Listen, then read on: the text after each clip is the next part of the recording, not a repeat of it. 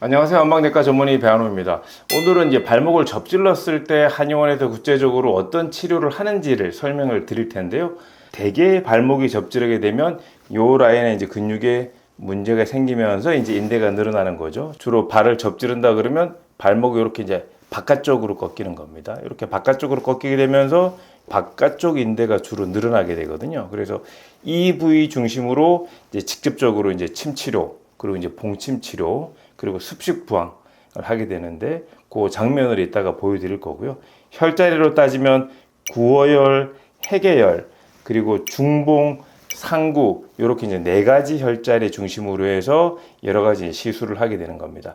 물론 발목이 접지른 이 직접적인 부위도 그렇지만 대칭 치료라고 그래서 왼쪽 발목을 접질렀지만 반대편인 오른쪽 손목에 외관혈이라든지 이렇게 해서 여기를 놓으면서 이렇게 좋아지게 하는. 그래도 실제로 이제 외관혈을 강자극을 하게 되면 이 경락을 따라서 바깥쪽 발목까지의 그 강자극이 가는 느낌이 나게 되거든요. 그래서 오늘은 대증 치료하는 오른쪽 손목은 굳이 안 보여드리고 왼쪽 발목이 접질렀을 때 혈자리 중심으로 뭐 봉침 치료, 습식 부항 그리고 일반 침 치료를 보여드리도록 하겠습니다.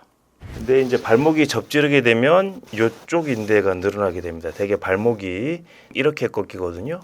이렇게 꺾이면서 요 라인에 있는 인대가 늘어나기 때문에 이쪽 쪽으로 직접적으로 치료를 하시면 되는 거고, 그 다음에 발목이 접지를 때 또 이제 일부는 발목이 안 좋은 상태에서 이렇게 안쪽으로 꺾이는 경우들이 있거든요. 그럴 때는 또 이제 반대편에 또 침치료를 하면 될 텐데, 우선 이제 바깥쪽 침치료하는 걸 보여드리도록 하겠습니다. 알코올솜으로 기본적인 소독을 하시고, 접질렀을 때 안 좋은 부위가 여기 움푹 들어가는 이 부위거든요. 그래서 여기에 침치료를 이런 방식으로 침치료를 하게 됩니다. 이렇게 깊숙이 이제 들어가서 뼈가 맞닿는 위치까지 이렇게.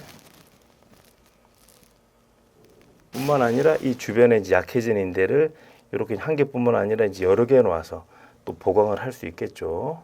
그 다음에 이제 안쪽 같은 경우에도 똑같이 요 라인에 이렇게 움푹 들어가는 여기 인대들이 늘어나는데, 그 인대 중에서 제일 이제 약한 부위가 이 상구열 주변이기 때문에 여기도 이렇게 잡아서 침치료를 최대한 많이 들어가서 뼈가 있는 데까지를 닿도록 이렇게 합니다.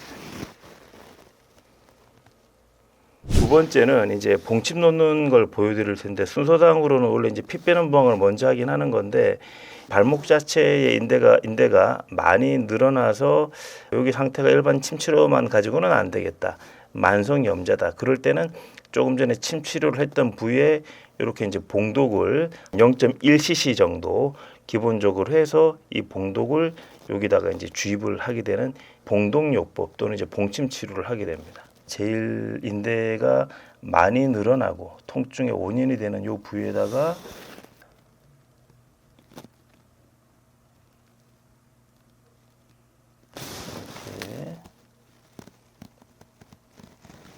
이렇게 이제 봉침 치료를 하는 것이, 나이가 조금 드신 분들이나 발목이 이제 반복적으로 접지르시는 분들은 그 앞분 부위 중심과 그 근육의 기시부 중심으로 해서 봉침을 0.1cc 단위로 해서 발목 주변으로 해서 환자분 상태에 따라서 테스트 해가면서 놓게 되면 훨씬 더 발목 염자에 좀 더 빠른 효과를 볼 수가 있습니다.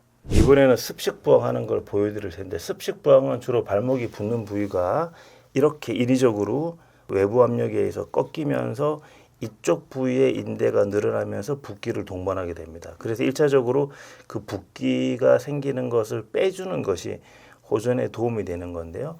그래서 이 부위를 중심으로 해서 피 빼는 부항을 한번 해보도록 하겠습니다. 일회용 부항컵을 이용을 해서 이렇게 이제 1차적으로 좀 당겨준 다음에 이렇게 이제 일회용 란셋의 윗부분을 떼내고 피 빼려고 하는 부위에 이렇게 이제 구멍을 적당량을 뚫어주는 겁니다.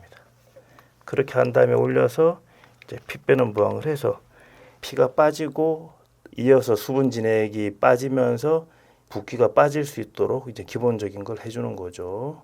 이렇게 이제 해보면 약간의 출혈이 있고, 이걸 통해서 이제 붓기가 조금 빠지게 됩니다.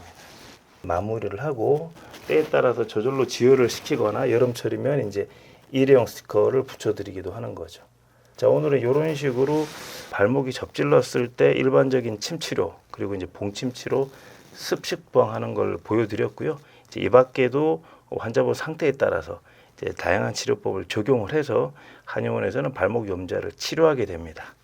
오늘 영상 여기까지고요. 유익하셨다면 구독과 좋아요, 알림 설정 부탁드리도록 하겠습니다. 감사합니다.